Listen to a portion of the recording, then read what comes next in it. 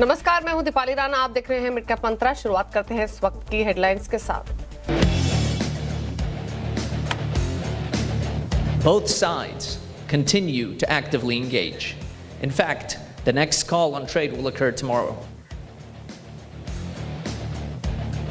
भारत में अमेरिकी राजदूत सर्जियो गौर का बड़ा बयान। भारत और अमेरिका के बीच कल से फिर शुरू होगी ट्रेड डील पर बातचीत। भारत यूएस की साझेदारी को आगे बढ़ाने पर 1 से 2 साल में भारत प्रेसिडेंट ट्रंप आएंगे। अमेरिकी राजदूत सर्जियो गौर के पॉजिटिव बयान से बाजारों में शानदार रिकवरी। निफ्टी निचले स्तरों से 200 पॉइंट से ज्यादा सुधर कर हरे निशान में आया। बैंक निफ्टी भी नीचे से 500 पॉइंट सुधरा। आईसीआईसीआई बैंक, कोल इंडिया, एशियन पेंट्स और एचयूएल ने भरा जोश। इंडिया विक्स करीब 7% उछला। आज के बिग स्टॉक्स चार्ट जीपीटी पड़े सटीक। अच्छे नतीजों से बीएसई 4% चढ़कर वायदा के टॉप गेनर में शामिल। साथ ही गोल्ड सिल्वर में रिकॉर्ड तेजी से मुथूट फिनेंस, हिंदुस्तान जिंक चमके। उधर कमजोर अपडेट से टूटा सिग्नेचर ग्लोबल और चार्ट जीपीटी में कमजोर चार्ट से सीजी पार, गोदरेज प्रॉपर्टीज और बजाज फिनसर्व फिसले।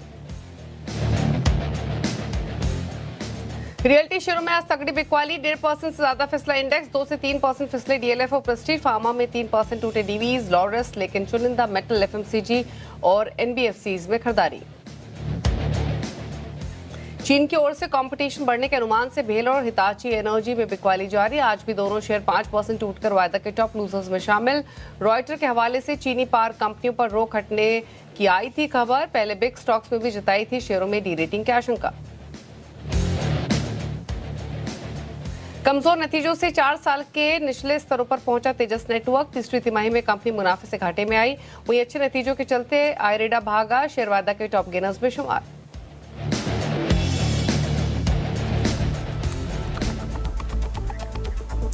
आप देख रहे हैं मिड कैप मंत्रा। हमारे साथ है मंत्री फिनमार्ट अरुण कुमार मंत्री, जिनसे हम लेंगे मार्केट्स पर ट्रेड। लेकिन इस समय का बाजार का रुख आपके सामने लेकर आते हैं, जहां पर कमजोरी, सेंटिमेंट्स क्लियरली बाजार खुलने पर देखने को मिल रहे थे। लेकिन अब बाजार लोअर लेवल से संभला है, शानदार संभला है और अब दिन के ऊपरी स्तरों पर आकर ट्रेड कर रहा है। अच्छी बात यह है कि एटलीस्ट निफ्टी कोशिश कर रहा है हर निशान में लौटकर टिकने के। फिलहाल 25,700 के लेवल्स देखने को मिल रहे हैं। दिन के लोअर लेवल से देखें तो निफ्टी लगभग 200 सवा 200 पॉइंट रिकवर हुआ है। दरअसल यूएस और इंडिया के बीच में वापस से ट्रेड वार्ता को लेकर जो पॉजिटिव स्टेटमेंट्स आते हुए दिखे हैं, उसका ही इम्पैक्ट देखने को मिला है।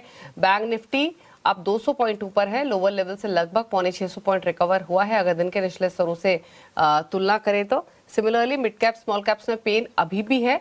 हालांकि जो पेन देखने को मिल रहा था सुबह से, वो थोड़ा सा हल्का पड़ा है। अब 0.5% नीचे ही है मिड कैप इंडेक्स। दिन के लोअर लेवल से 600 पॉइंट रिकवर हुआ है। हालांकि पिछले 2 दिनों में, 3 दिनों में इनफैक्ट खास तौर से काफी धुलाई मिड कैप और स्मॉल कैप्स की हुई है। स्मॉल कैप इंडेक्स अभी भी 1% नीचे है। 1% रिकवर डेज लो से ऑलरेडी हुआ है, तो पेन यहाँ पर क्लियरली विजिबल है।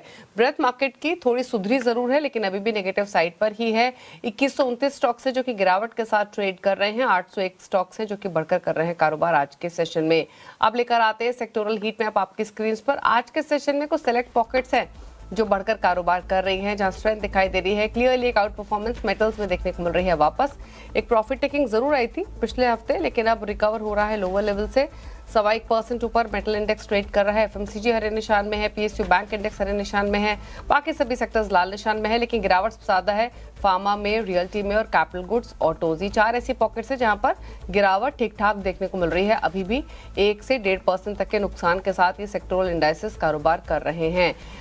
इस बीच ऐसे मार्केट्स में ट्रेडिंग स्ट्रैटेजीज क्या हो सकती है, इस पर करते हैं बातचीत। अरुण नमस्कार, बताइए निफ्टी बैंक निफ्टी रिकवर तो शानदार हुए हैं लोअर लेवल से। क्या व्यू है यहाँ से टिल मार्केट क्लोजिंग? ट्रेड के हिसाब से कोई कंफर्ट है या फिर नहीं? दीपाली जी, गुड आफ्टरनून। दीपाली जी, मुझे लग रहा है मार्केट में काफ़ी अच्छी रिकवरी देखने को मिल रही है। नो डाउट ये एक्सपेक्टेड लाइंस पे नहीं थी, पर जो कि बयान आया है उस वजह से मोमेंटम पॉजिटिव नज़र आ रहा है। तो 26,700 के ऊपर निकला है। अगर मार्केट यहाँ पे टिकता है तो काफ़ी अच्छे साइन रहेंगे मार्केट के लिए। और 25,500 जो एक साइकोलॉजिकल सपोर्ट है, शायद वो एक मार्केट में अच्छा सपोर्ट के तौर पर काम करे। तो दीपाली जी, मुझे लग रहा है मोमेंटम थोड़ा साइडवेज टू पॉजिटिव हुआ है और हो सकता है हम 26,500, 26,600 का जो एक सपोर्ट है उसके होल्ड करते हुए नजर आए। स्टॉक स्पेसिफिक अप्रोच क्या रहेगी अरुण आपकी? दीपाली जी 2 ट्रेड लिए हैं, दोनों ही मुझे लग रहा है बाई साइड है। एसबीआई लाइफ में खरीदारी की सलाह रहेगी। 2095 के आसपास चल रहा है, 2082 का स्टॉप लॉस रहेगा। स्टॉप लॉस काफ़ी छोटा है क्योंकि मार्केट वोलेटाइल है और 32 का टारगेट रहेगा 2132। तो एसबीआई लाइफ में खरीदारी की सलाह है। सेकंड नेस्ले इंडिया में खरीदारी की सलाह रहेगी, 1305 के आसपास चल रहा है। 1288 का स्टॉप लॉस रहेगा और 1342 तक के टारगेट्स नेस्ले इंडिया में देखने को मिल सकते हैं। दोनों ही 1 से 2 दिन का ट्रेड है, तो स्टॉप लॉस टारगेट का ज़रूर ध्यान रखना चाहिए। ओके, चलिए, ये तो रहे आपके लिए ट्रेडिंग स्ट्रैटेजीज। नेस्ले पर एक ट्रेड ले सकते हैं, एसबीआई लाइफ में ट्रेड ले सकते हैं। दोनों में ही खरीदारी की तरफ पोजीशंस रेकमेंड की गई हैं। लेकिन जो सबसे बड़ी खबर है जिसने मार्केट के मूड को सुधारा है वो है जो यूएस और इंडिया के बीच में जो ट्रेड डील को लेकर पॉजिटिविटी स्प्रेड हुई है। दरअसल राष्ट्रपति डोनाल्ड ट्रंप के करीबी और भारत में अमेरिकी राजदूत सर्जियो गौर ने पहली प्रेस कॉन्फ्रेंस में ही ट्रेड डील पर पॉजिटिव बयान दिए हैं। सर्जियो गौर ने कहा है कि भारत और अमेरिका के बीच चल रही ट्रेड डील पर कल फिर से बातचीत शुरू होगी। उनका फोकस भारत यूएस की साझेदारी को आगे बढ़ाने पर है। अमेरिका के लिए भारत से महत्वपूर्ण कोई पार्टनर नहीं है। गौर ने यह भी कहा कि 1 से 2 साल में भारत प्रेसिडेंट ट्रंप आएंगे। The United States and India are bound not just by shared interest, but by a relationship anchored at the highest levels. Real friends can disagree, but always resolve their differences in the end. Last week, our great Secretary of State, Marco Rubio, powerfully stated that this year will be a year of reciprocity. We are raising the standard for diplomacy itself. That means fair trade, mutual respect, and shared security. Many of you have asked me for an update on the ongoing trade deal negotiations. Both sides continue to actively engage. In fact, the next call on trade will occur tomorrow. Remember, India is the world's largest nation, so it's not an easy task to get this across the finish line, but we are determined to get there. और in fact अमेरिकी राजदूत Sergio गौर के बयानों का क्या मतलब निकाला जाए, इसको समझते हैं। हमारे साथ है हमारे economic policy editor Laxman Roy. Laxman, सबसे पहले तो इनफैक्ट क्योंकि यूएस और इंडिया के बीच में ये ट्रेड डील की चिंता काफी सता रही थी, इसका इम्पैक्ट हमने इक्विटी मार्केट्स में पिछले हफ्ते काफी भारी भरकम तरीके से देखा भी।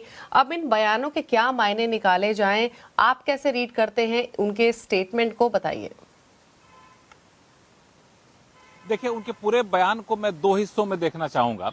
एक तो जो एक्शनेबल पॉइंट है, दूसरा जो पूरे माहौल को उन्होंने अचानक से बदल दिया है। तो जो एक्शनेबल पॉइंट है उसमें 2 बातें काफी महत्वपूर्ण है कि ट्रेड डील कहीं खटाई में तो नहीं पड़ रही है। इस बात की जो आशंका चल रही थी उस आशंका को उन्होंने पूरी तरह से खारिज किया और कहा कि ट्रेड डील कल भी इस पर बातचीत हो सकती है, कल भी इस पर फैसला लिया जा सकता है। तो एक तरीके से इशारा किया कि ट्रेड डील पर बातचीत चल रही है और ट्रेड डील होगी, कभी भी इसकी घोषणा हो सकती है। और कल जैसे शब्द का उन्होंने इस्तेमाल किया तो एक बड़ी उम्मीद जगी कि इस पर शायद कल से फिर से बातचीत शुरू हो जाए। दूसरी महत्वपूर्ण बात, एक जो पैक्स सिलिका की घोषणा की गई थी यूएस की तरफ से, बड़ा ही स्ट्रेटेजिक इनिशिएटिव था यूएस की तरफ से, जिसमें जो एआई, सेमीकंडक्टर, इन सब को जो क्रिटिकल मिनरल की सप्लाई की बात की जा रही थी, इसके लिए कुछ देश, इसमें अब तक जापान जैसे देश को शामिल कर लिया गया था, लेकिन भारत इस पूरे साझेदारी से अलग था। तो उन्होंने साफ तौर से कहा कि भारत को भी इसमें फुल टाइम मेंबर बनने के लिए आमंत्रित किया जाएगा और अगले महीने आमंत्रित भेजा जाएगा। तो ये अपने आप में भारत के लिए बहुत बड़ी कामयाबी होगी। और दूसरी बात जो मैंने कहा वो है कि एक बड़ा बदलाव आया अचानक से भारत अमेरिकी संबंधों को लेकर के। जिस तरीके का बयान अमेरिका के मंत्री का वहां का आया था पिछले दिनों, जिस तरीके का बयान अमेरिकी राष्ट्रपति का आया था, लग रहा था दोनों देशों के बीच में, खासतौर से प्रधानमंत्री मोदी और डोनाल्ड ट्रंप के बीच में कहीं रिश्तों में खटास तो नहीं आ रही, या पता नहीं कहां पे जाकर रिश्ता रुकेगा। लेकिन आज उन्होंने सारे अटकलों पर विराम लगा दिया और साफ तौर से अपने पूरे स्टेटमेंट को देखेंगे तो कई बार इस लाइन को दोहराया है कि डोनाल्ड ट्रंप और प्रधानमंत्री मोदी एक अच्छे दोस्त हैं, दोस्तों में कई बार मतभेद होता है लेकिन इसको दूर कर लिया जाएगा। और उन्होंने जब ये बात कही कि आने वाले कुछ महीनों में, आने वाले कुछ वर्षों में भारत से ज्यादा महत्वपूर्ण साझेदार दुनिया में कोई देश नहीं है, तो अपने आप में एक बहुत बड़ा बयान है। मुझे लगता है इसको, पूरे बयान को एक बड़े पर्सपेक्टिव में देखा जाना चाहिए। बिल्कुल, और इनफैक्ट इम्पोर्टेंट ये है कि लक्ष्मण, जब से ट्रंप ने कार्यभार संभाला है उसके बाद काफ़ी नेगोशिएशंस हुई हैं, बातचीत हुई है, लेकिन इस तरीके से किसी एम्बेसडर का आगे आकर स्टेटमेंट देना ये अपने आप में कुछ इंडिकेट कर रहा है तो अब कहीं ना कहीं होप्स तो बिल्डअप हुई हैं। एक्सपेक्ट करें कि जो उन्होंने कहा है कल से शायद कुछ और अपडेट्स हमें हाथ लगे और कल से शायद ये बातचीत वापस शुरू होते हुए दिखाई दे। बिल्कुल, मुझे भी यही बात की उम्मीद है। हालांकि बातचीत, चूंकि इन्होंने एक लाइन और जो कही वो काफी महत्वपूर्ण है, जिसकी बाइट हम लोगों ने सुनवाया भी अपने दर्शकों को, कि भारत दुनिया का सबसे बड़ा बाजार है। इसके में ट्रेड डील करने में कई सारी बारीकियां हैं जिसको हमें ध्यान में रखना है। यही वजह से इतना वक्त लग रहा है, लेकिन ये डील हो करके रहेगा, ये साफ संकेत उनकी बातों से निकला। तो एक पॉजिटिव माहौल जो बनना था वो माहौल उन्होंने बनाया। जब हम लोग भी हमेशा कोशिश करते थे जानने के लिए आखिर ट्रेड डील कब होगी, कब घोषणा होगा, तो ये कहा जा रहा था कि बहुत सारी बातें लगभग तय हो चुकी हैं, अब एक सही समय का इंतजार किया जा रहा है। तो मुझे लगता है कि वो सही समय बहुत जल्द आने वाला है, जिसकी बुनियाद आज यूएस के एम्बेसडर ने यहाँ पे रखी है। बिल्कुल, शुक्रिया लक्ष्मण आपका इस स्टेटमेंट को समझाने के लिए, इसके मायने समझाने के लिए। और जो आखिर में लक्ष्मण जी ने बात कही वो सबसे इम्पोर्टेंट, सर्जियो गौर ने क्लियरली अपने स्टेटमेंट में कहा है कि इंडिया वर्ल्ड का लार्जेस्ट नेशन है और दोनों ही देश क्लोजली काम करना चाहेंगे आगे भी कई इंपॉर्टेंट मुद्दों पर, फिर चाहे वो सिक्योरिटी हो, काउंटर टेररिज्म हो, एनर्जी हो, टेक्नोलॉजी हो, एजुकेशन या फिर हेल्थ जैसे मुद्दे ही क्यों ना हो। तो डेफिनेटली एक इंपॉर्टेंट स्टेटमेंट, और इसी स्टेटमेंट की वजह से एक होप, एक रिकवरी, एक पॉजिटिविटी मार्केट्स में लौटते हुए दिखाई दी है। चलिए रुक रहे हैं इसी के साथ एक ब्रेक के लिए, लौटेंगे तो कुछ और खबरों की तरफ रुख करेंगे। आप देखते रहिए मिड कैप मंत्रा। मिड कैप मंत्रा और अब बात करेंगे अर्निंग्स की। पूरे बाजार की नजर आज आने वाली टीसीएस और एचसीएल टेक के नंबर्स पर है कि एक्सपेक्टेशंस है तीसरी तिमाही में दोनों ही कंपनियों के नंबर्स है। ये बताने के लिए आशीष वर्मा हमारे साथ मौजूद हैं। आशीष बताइए कि एक्सपेक्टेशंस।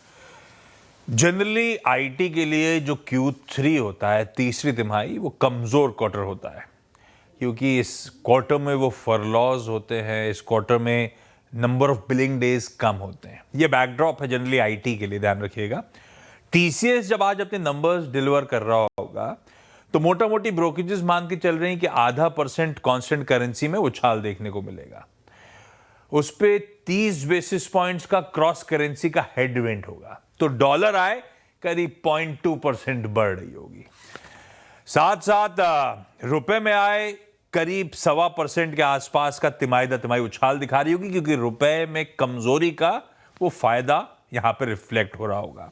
मार्जिन्स 25.2% पे थे लास्ट क्वार्टर Q2 में, या तो 25.2 या स्लाइट वीकनेस 25.1 के आसपास ज्यादातर ब्रोकरेजेस मान रही है। तो मार्जिन्स शायद Q on Q आपको स्थिर नजर आए। सीजनली वीक क्वार्टर है, वेतन बढ़ाए थे, तो मार्जिन स्थिर क्यों? क्योंकि रुपए की कमजोरी उन सबको निगेट कर रही होगी। फाइनली टीसीवीज यानी कि टोटल कॉन्ट्रैक्ट वैल्यू करीब 8 से 10 बिलियन डॉलर्स के आसपास हो सकता है आज शाम के नंबर्स में रिपोर्ट कर रहे हो, तो नंबर्स ठंडे रहने वाले हैं। एचसीएल टेक, इसके लिए वो सीजनैलिटी का इंपैक्ट ज्यादा नहीं होता जो मैंने अपफ्रंट कहा था, क्योंकि एचसीएल टेक का बिजनेस अलग है, ये प्रोडक्ट और सर्विसेज दोनों में है।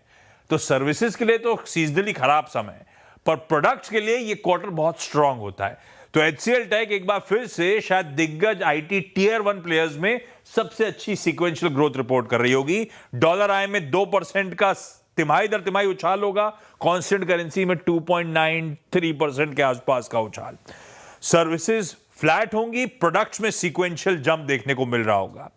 मार्जिन्स 50 से 75 बेसिस पॉइंट्स इंप्रूव हो रहे होंगे, पिछले क्वार्टर में 17.5% थे, क्योंकि सीजनल स्ट्रेंथ है प्रोडक्ट बिजनेस में और उसके चलते मार्जिन्स एक्सपैंड कर रहे होंगे इस कंपनी के। जहां तक गाइडेंस की बात है, क्योंकि इन्फोसिस और एचसीएल टेक साल की गाइडेंस देती हैं, बस एचसीएल टेक ने दे रखी है पूरे साल में कांस्टेंट करेंसी में आए 3 से 5% बढ़ेगी। सब मान रहे हैं इस गाइडेंस में छेड़छाड़ नहीं होगा, हुआ भी तो इसी बैंड को कॉन्ट्रैक्ट करने की कोशिश हो रही होगी।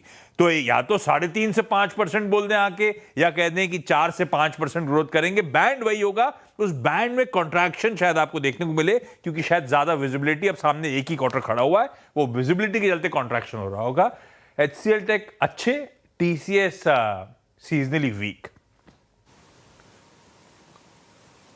ओके, और इनफैक्ट इन स्टॉक्स पर राय भी ले लेते हैं कि अर्निंग से पहले क्या व्यू रह सकता है। तो बताइए क्या राय रहेगी आपकी।